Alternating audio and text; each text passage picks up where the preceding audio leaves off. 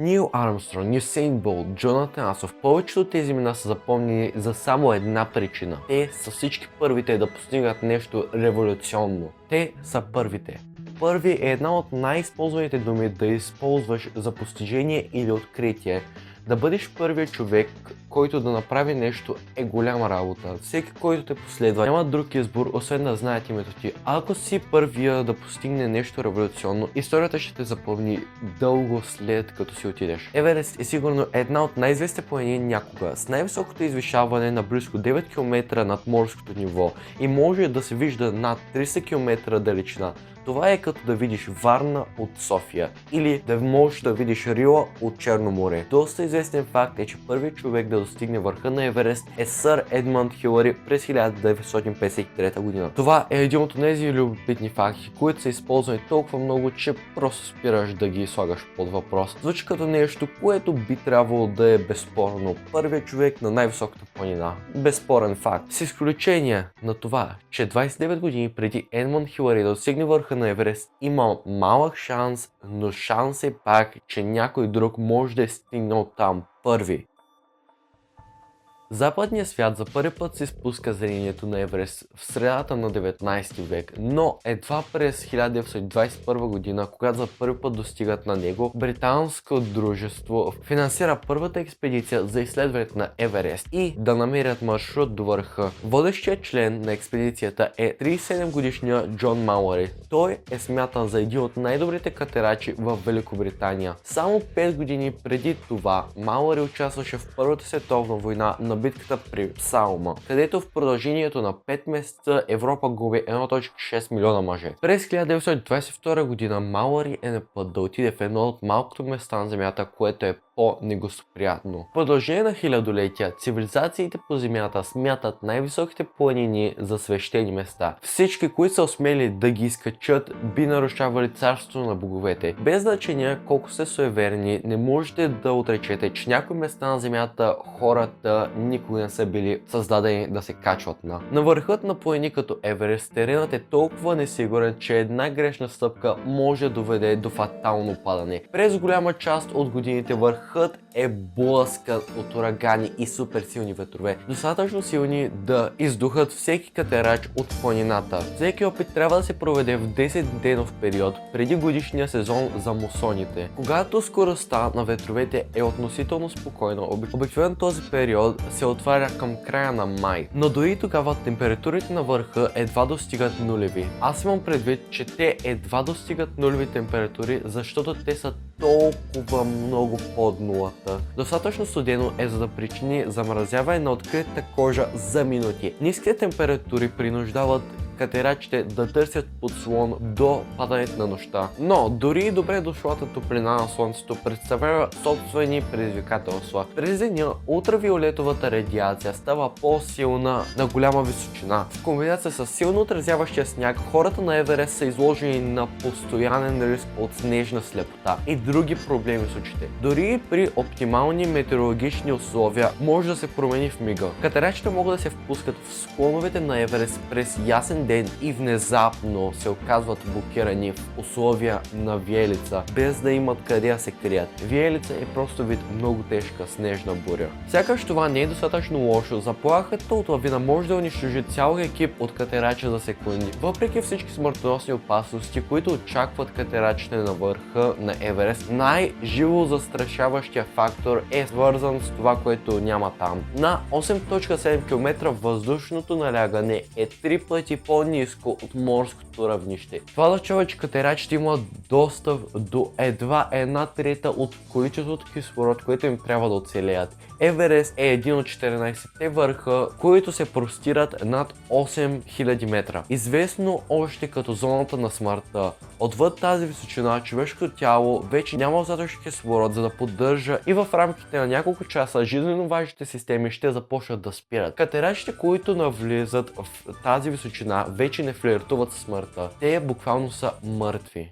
Ако някой в зоната на смъртта не успее да се спусне обратно на безопасна височина на време, шансовете му за оцеляване са нулеви. Зоната на смъртта представлява изключителен проблем, като прави всяко бягане към върха на Еверест изключително важно събитие. Катерачите трябва да поддържат определено темпо при последното изкачване или рискуват да им свърши кислородът. За да направим нещата още по-трудни, разделената атмосфера прави изкачването до Еверест изключително бавно. Повечето катерачи близо до върха трябва да спират, за да си поемат дъх след всяка стъпка. Процесът е толкова изтощителен, че се очаква катерачи да изгоряват повече от 15 000 калории само за изкачването. За да го това в перспектив, това се равнява на дневния разход на енергия за 7 души. Върхът на Еверест се състезава за титлата на най-опасното място на Земята и преди 103 години Джордж Малъри беше един от шестимата алпинисти, които се опитаха да достигнат до там. На 19 май 1922 година Малъри поведе Хауърд Съмървил, Едуард Нортън и Хенри Мур в първия официален опит да достигнат върха на Еверест. В продължението на 3 дни екипът се изкачи по северния склон на Еверест, втория най-труден начин за изкачването, и достигат рекордна височина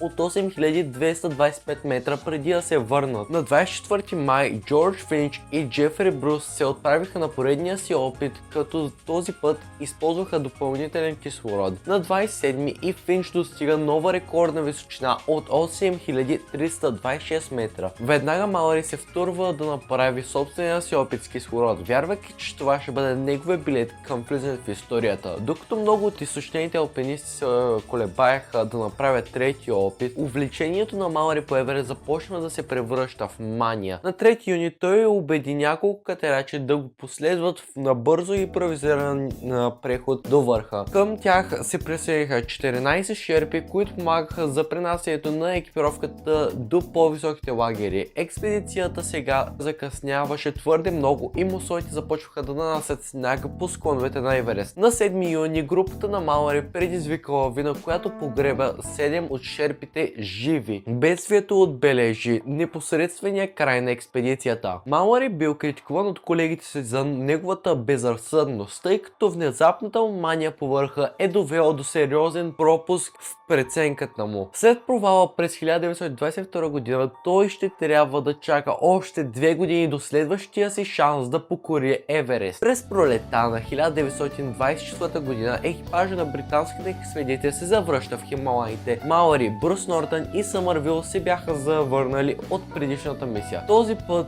се присъединиха новодошлите Ноел Одел и Санди Ирвин. Малъри вече беше на 37 години и се примири, че тази експедиция вероятно ще му бъде последния шанс да достигне най-високия връх в света. През май 1924 година имаше исторически лоши метеорологични условия на Еверест. Не желайки да се повтори бедствието от 1922 година, групата реши да отмени първоначалния план на Малъри и да опитат да се изкачат на върха без кислород. Промяната разочарова Малъри, тъй като сега гледаше на кислорода като необходимост за достигането на върха. На 1 юни Малъри и Брус започнаха своето пътуване до северния хребет. След по-малко от ден двойката разочаровано прекрати опита си, след като лошото време ги принуди да се оттеглят. На 2 юни Нотън Бърг и Съмървил започнаха опита си, този път намеряйки се в идеално време, докато се изкачваха по-високо в планината. До 4 юни двойката стигна чак до Великия Колор, преди изтощението и дихателните проблеми да